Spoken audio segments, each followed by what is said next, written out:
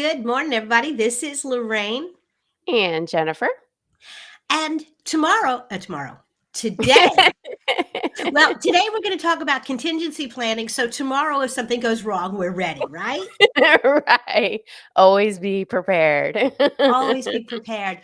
I was looking at some data from Small Business Association, and they were talking about how companies that have a major, a major crisis, something really goes wrong, how many of them either never reopen, and if they do, how many of them fail within a year? And that is it's an alarmingly high number of businesses that happens to.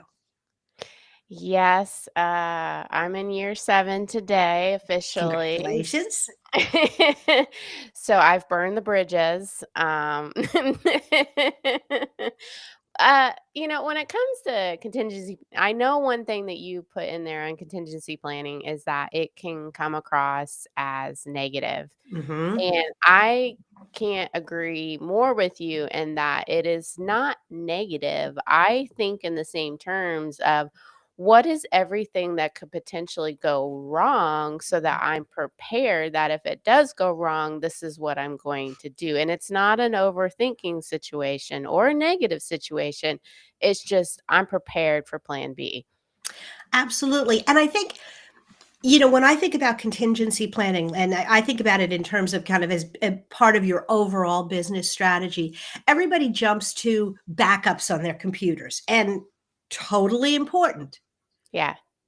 But backing up just your data is not the only thing you need to think about when it comes to contingency planning. No, no. I mean, there things are going to go wrong, and it's not that you failed, you made a mistake, or maybe you did and you have to learn from it. I mean, the environment and it's just natural within the economy to be up and down. And so Mhm, you have to plan for those bad times and know, okay, well, if that happens, I am prepared. It's that panic moment when mhm. you were so confident that you were going to be able to accomplish something that you didn't think about if you didn't accomplish it. Absolutely. And so, I mean, I always recommend, you know, things like make sure you have extra money in the bank. Oh, yeah. Also, make sure you know in your mind the difference between absolutely must do expenses and, oh, that's something I can cut. You sort of have to have that list in your head. If I need to cut my operating budget, what am I going to cut back on and what will the impact be, rather than waking up in the morning and going, shit, I have to cut something today.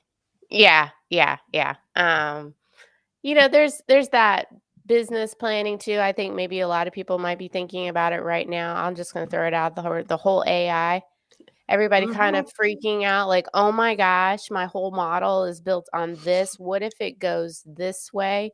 mhm, We don't know what is going to mhm. happen. And so I think being skilled in multiple areas and not just in one area or the other allows you to kind of have that backup that, well, if this happens and this is, the one thing that I know how to do, well, I also know how to do this so I can pivot.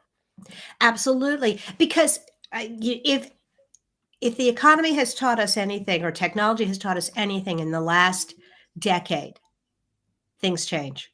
Oh gosh. And there's always a new competitor. You might be in an industry where suddenly there's a new regulation. I was just talking to an old friend of mine recently when I was working at Lennox Industries. So this goes back. The federal government changed the efficiency standards, kind of like what they're doing with vehicles now, where they're pushing for more electric. And they gave the industry time, but there was a deadline. There was a moment where we knew our products were going to be obsolete. And, you know, we were lucky because we had the time to make new products, but sometimes things happen that change that much faster. I think about this and also in terms of when people build their business on top of another business. Mhm. Like if you're 100% self-reliant on just Google's search engine and all of your business comes from that, and you don't have everything spread out in multiple baskets, and then here we are maybe on the cusp of something changing majorly, it's going to affect you because you had all your eggs in one basket and you Mhm, didn't have a backup plan, and let's face it, people are in multiple places, not just on search engines. mhm. Yes, so having that backup plan, having the money that will allow you time to catch your breath, Mhm. knowing what you need to cut. And something else that I really want people to think about, and again, oh, that's never going to happen, particularly if you're a solopreneur or a small business. What if something happens that takes you out of takes you out of your business for a few weeks or a month? Yeah, What happens to your clients? And yeah. do you have relationships where you can call someone or reach out to someone, or how okay, if this happened, if I got wiped off the map for a week or a month, Yeah. Yeah. who would take care of my customers? And the nice thing about that contingency planning is once you do it, once you know who you're going to turn to, if things are going really well, you can take a vacation.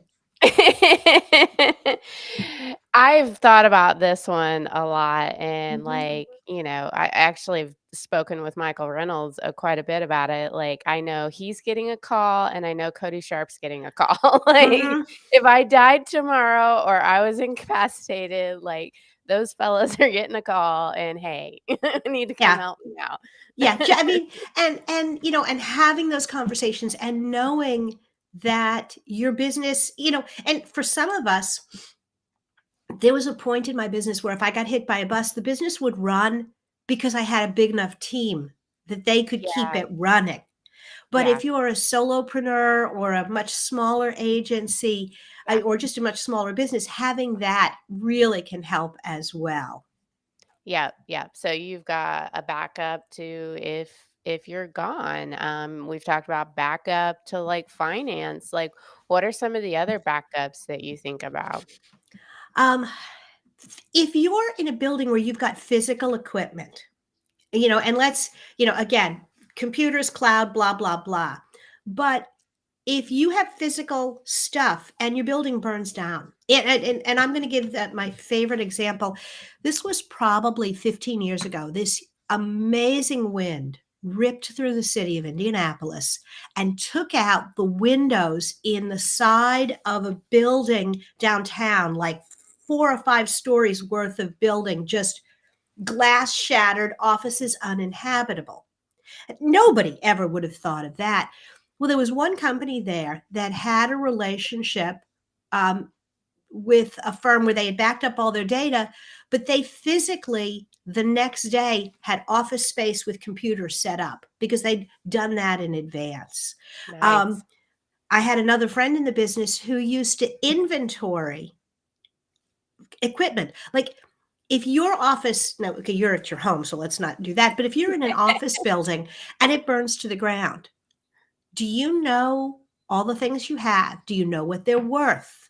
Do Hmm. you know if you had to file an insurance claim, Yeah. would Would you you be able get to? adequate would you get adequate reimbursement? Number 1, do you have enough insurance? But number 2, would you get adequate reimbursement if you don't have a detailed inventory of what you have?